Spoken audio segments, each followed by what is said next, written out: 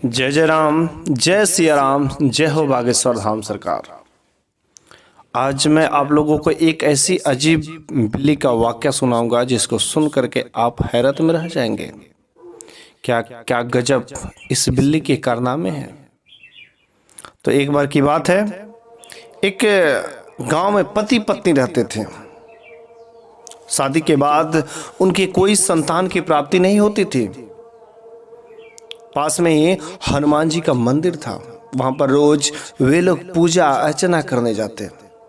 वे लोग उस हनुमान जी के बहुत बड़े भक्त थे और उन्होंने वहां पर मन्नतें मांगी कि हे हनुमान जी महाराज, यदि मुझे संतान की प्राप्ति होती है तो मैं मंदिर बनवाऊंगा अच्छा सा।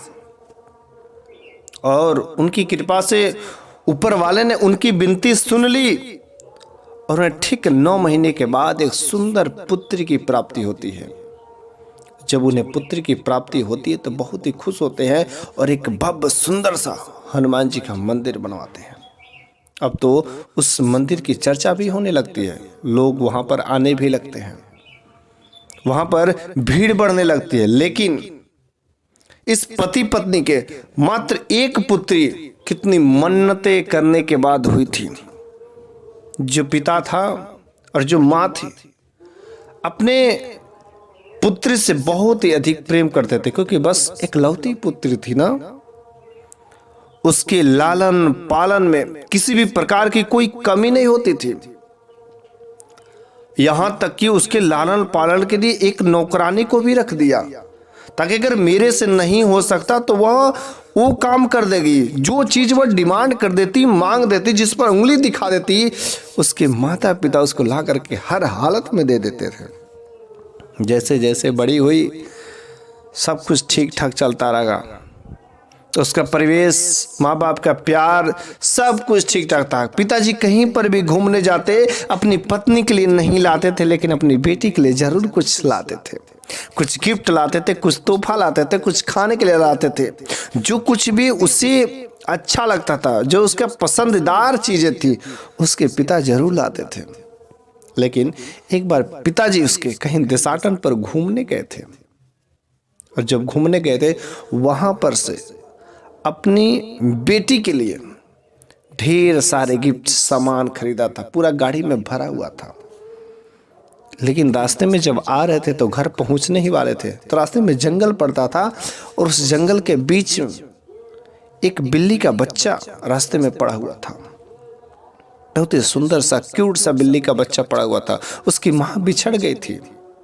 उस पिता ने उस बिल्ली के बच्चे को देखा और उसे दया आ गई कि शायद कोई दूसरा जानवर इस बिल्ली के बच्चे को शिकार बना ला। क्यों ना इसे मैं अपने पास में रख लेता हूं और घर लेके चलता हूं और मैं बिटिया को दे दूंगी। वह पिता उस बिल्ली के बच्चे को सुंदर सा सफेद कलर का था, बहुत ही सुंदर, ले जा करके अपने बिटिया को ढेर सारे पहले सामान देता है। उसके बाद से उसके पिताजी कहते हैं, बेटी आज मैं तुम्हारे लिए कुछ अमूल्य ही चीज लेकर के आया जो सबसे अलग है।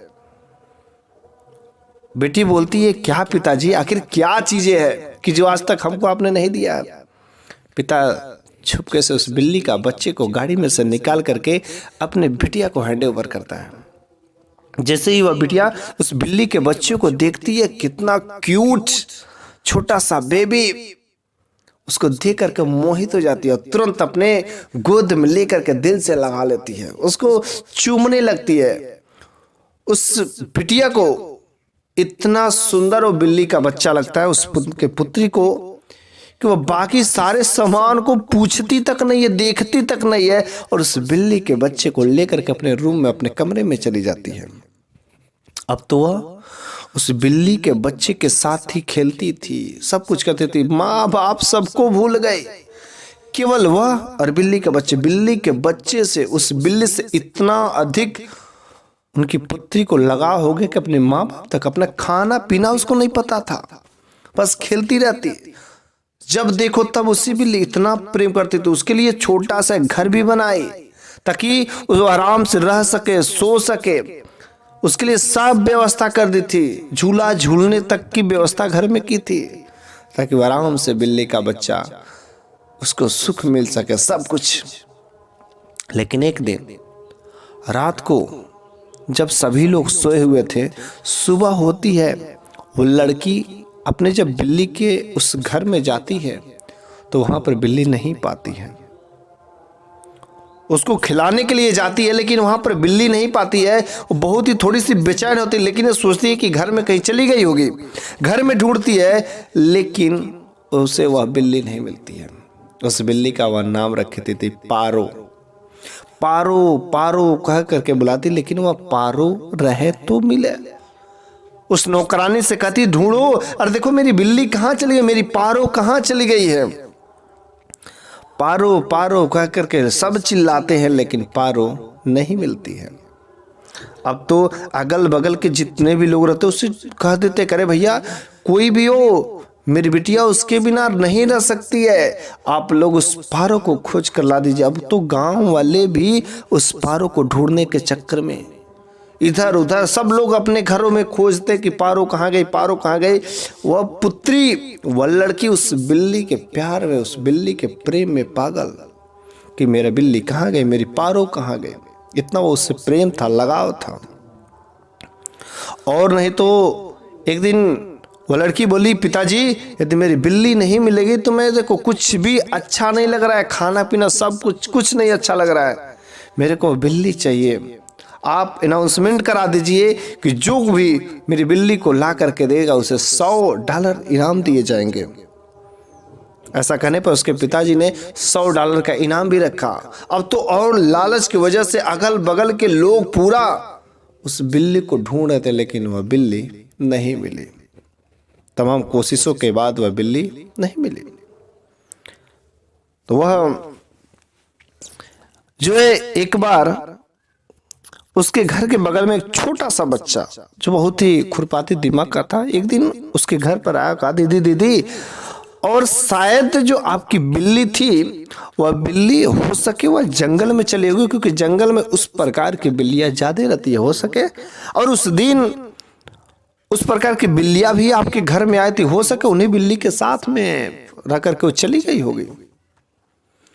तो वह कहती हाँ ये तो हो सकता है कि चलो हम लोग अगले दिन उस बिल्ली को ढूंढने के लिए जंगल में चलेंगे, अपनी बिल्ली को। उसी दिन शाम को एक हनुमान जी महाराज के भक्त ऋषिवर उनके घर पर आगमन होता है। जब उनको उसके पिताजी अपनी बिटिया के बारे में बताते हैं कि मेरी पुत्री को एक बिल्ली पाली थी और उसे उस बिल्ली से बहुत अधिक मोह था और वो बिल्ली जो है खो गई है, तो उसने कहा कि आप अपनी पुत्री को बुलाइए, मैं उसे कुछ समझाना चाहता हूँ।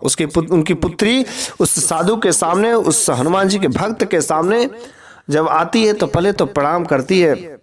साधु ने आशीर्वाद दिया, उस ऋषिवर ने आशीर्वाद दिया, कहा बिटिया तुम्हारी बिल्ली जरूर खो गई है, लेकिन हो सके वह बिल्ली तुमसे ज्यादा, तुम्हारे इस घर से ज्यादा खुशी अपने प्रकार के जातियों में उसे खुशी मिलती हो सके वह उनके साथ चली गई हो, तुम जिस बिल्ली को ढूंढ रही हो, तुमसे ज्यादा खुशी वहां पर हो सके मिल रहा होगा उसको अपने बच्चों के साथ, अपने साथियों के साथ। सोचो अगर तुमको यहां से निकाल कर एक बंद घर में, एक बंद पिंजड़े में रख दिया जाए, तो तुम्हें दुनिया का हर सुख दिया जाए, क्या तुमको अच्छा लगेगा?